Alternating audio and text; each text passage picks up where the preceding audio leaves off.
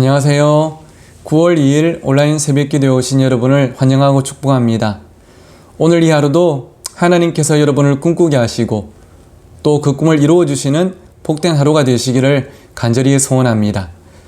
오늘 우리에게 주시는 하나님 말씀은 창세기 37장 18절에서 24절까지입니다. 창세기 37장 18절에서 24절까지 저와 여러분이 함께 읽어보도록 하겠습니다. 요셉이 그들에게 가까이 오기 전에 그들이 요셉을 멀리서 보고 죽이기를 꾀하여 서로 이르되 꿈꾸는 자가 오는도다. 자, 그를 죽여 한 구덩이에 던지고 우리가 말하기를 악한 짐승이 그를 잡아먹었다 하자. 그의 꿈이 어떻게 되는지를 우리가 볼 것이니라 하는지라.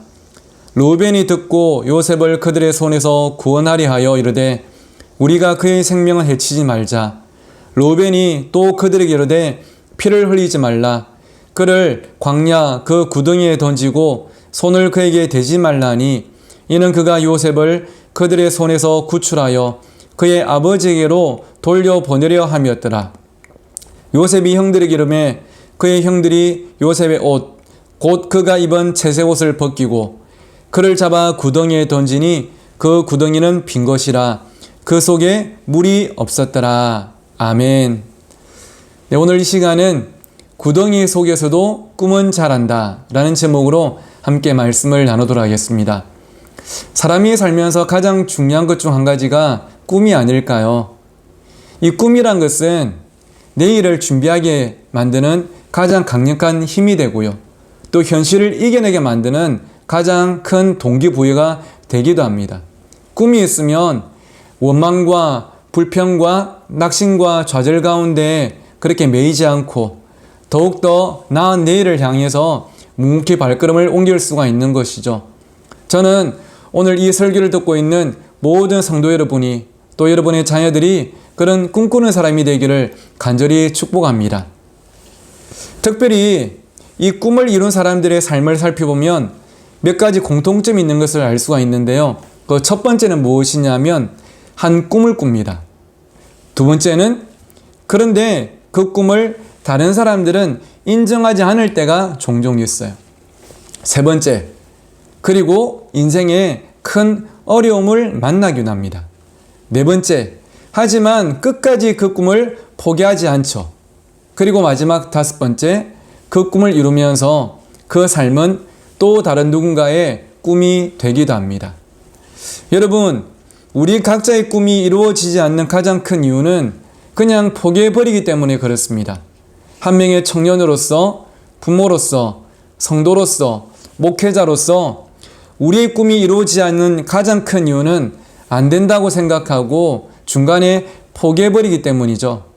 하지만 포기하지 않고 어떤 환경 가운데서도 꿈을 꾸고 도전하고 하나님의 은혜를 간절히 구하면 우리는 결국 그 꿈을 이루며 하나님께 귀하게 쓰임받게 되는 삶을 살게 되는 것이죠.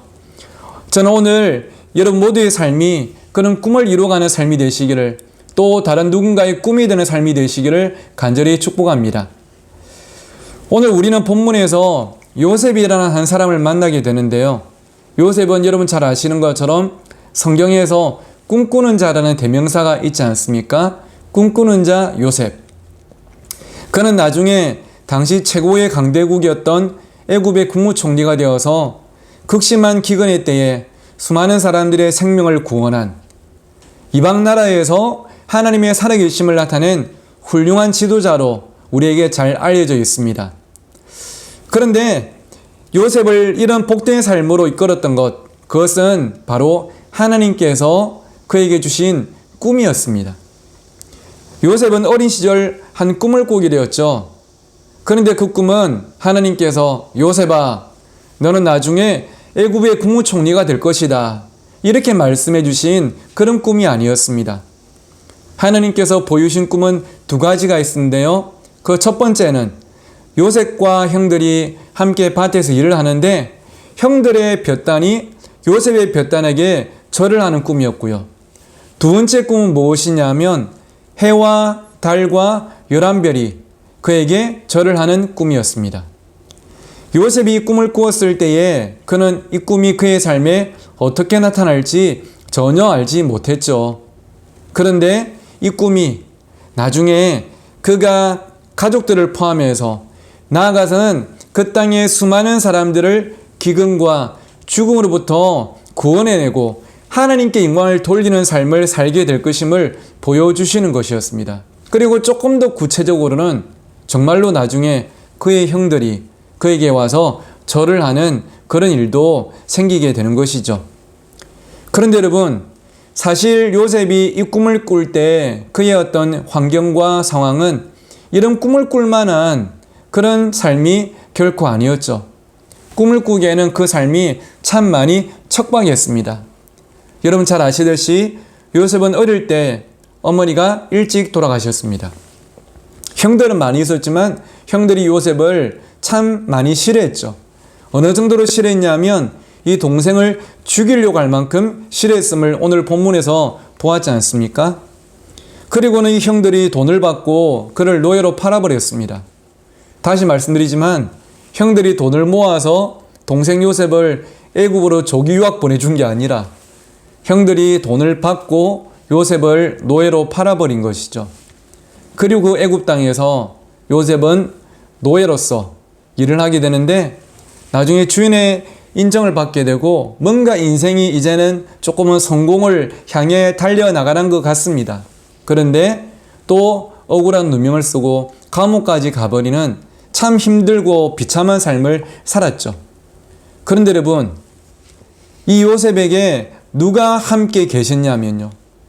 그를 품어주고 돌봐주는 어머니는 안 계셨지만, 그를 사랑해주는 형들 없었지만, 그의 억울한 누명을 풀어주는 사람도 없었지만, 그에게는 살아계신 하나님께서 함께 계셨고, 그에게는 하나님께서 주신 꿈이 있었다는 것입니다.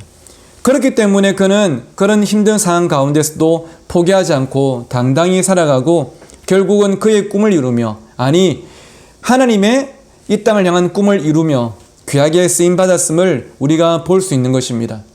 오늘 우리도 마찬가지입니다. 지금 우리 역시도 뭔가 꿈을 꾸기에는 너무나 힘든 현실일 수 있습니다. 학생들은 어릴 때부터 믿음으로 잘 준비하고 열심히 공부해서 하나님께 귀하게 쓰임받고 싶지만 쉽게 오르지 않는 성적과 불안정한 가정 분위기가 또 점점 좁아지는 진학과 취업의 문이 우리 사랑하는 다음 세대들을 막았을 때가 있는 것이죠.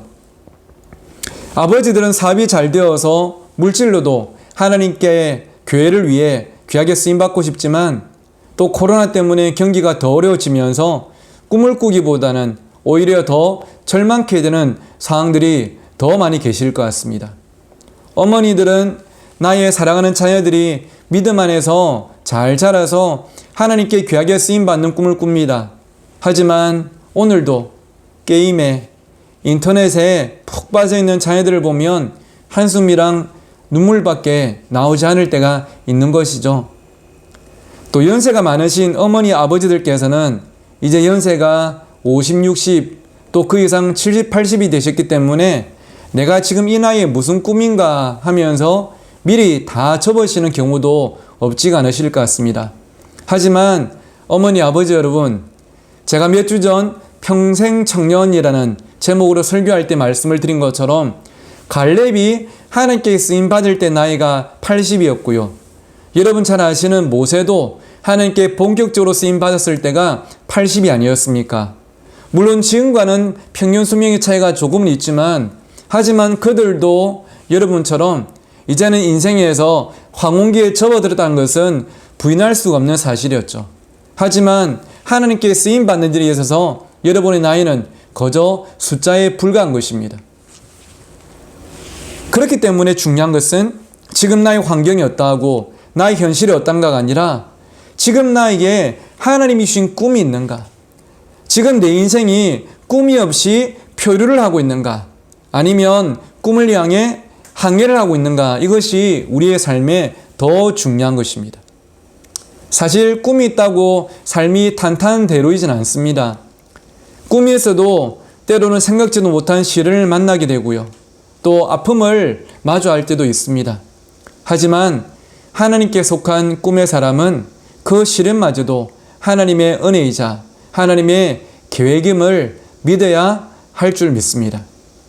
오늘 본문을 통해서도 우리는 그 사실을 알 수 있죠. 하루는 요셉이 일하고 있는 형들에게 줄 도시락을 들고 형들을 찾아오자 형들이 숭거리기 시작합니다. 저기 꿈꾸는 자가 오는도다. 이 말은요, 꿈꾸는 사람 요셉을 칭찬하는 것일까요? 아니면 비웃는 것일까요? 이것은 비웃는 것입니다. 그리고 조롱하는 것이에요. 니까지 이렇게 꿈을 꿔? 야, 그리고 그 꿈의 내용이 뭐라고? 우리가 니한테 절을 한다고? 꿈깨. 이것이 바로 형들의 그를 향한 비웃음 섞인 그런 말이었죠. 그러면서 그들은 요셉을 구덩이에 던지고 죽이려고 했습니다. 그를 잡아 구덩이에 던지니 그 구덩이는 빈 것이라 그 속에 물이 없었더라. 이렇게 24절이 말씀하고 있죠.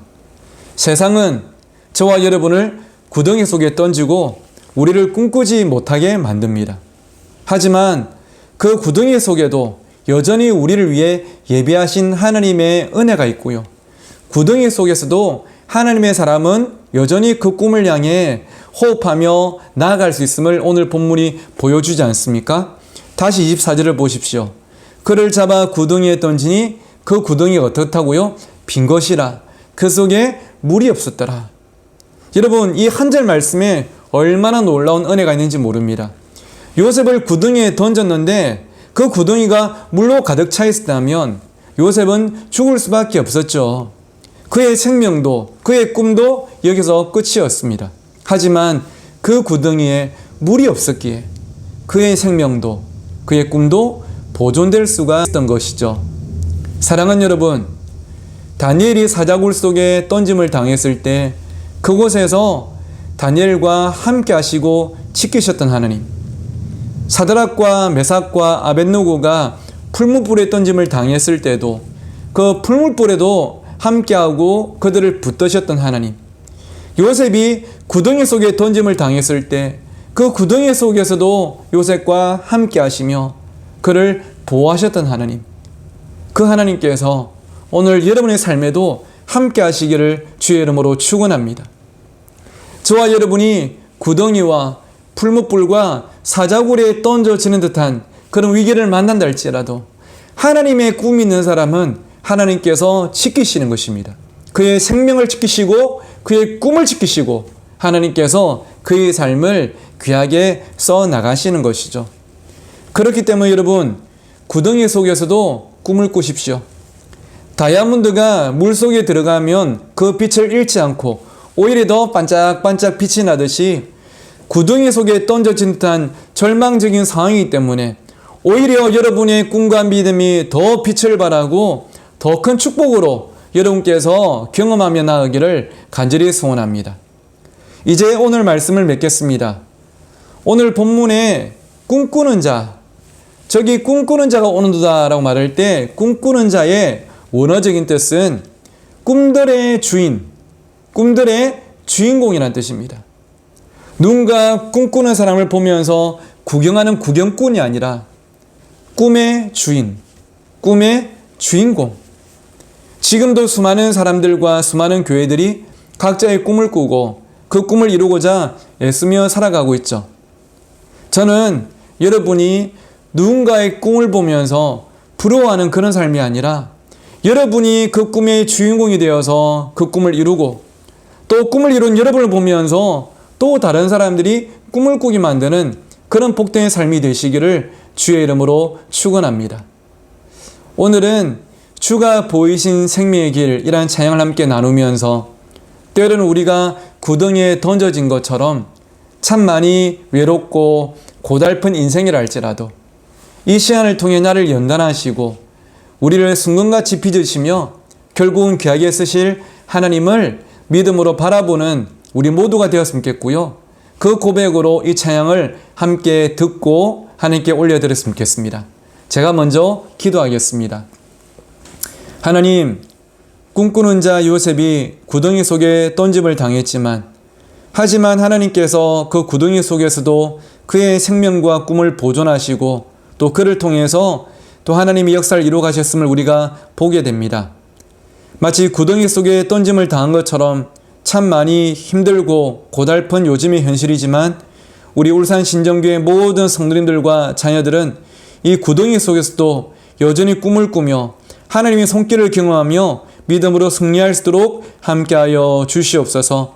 오늘도 이 아침에 드리는 모든 성도들의 기도 가운데 신실하게 응답하여 주시옵소서. 감사하며 예수님의 이름으로 기도드립니다. 아멘.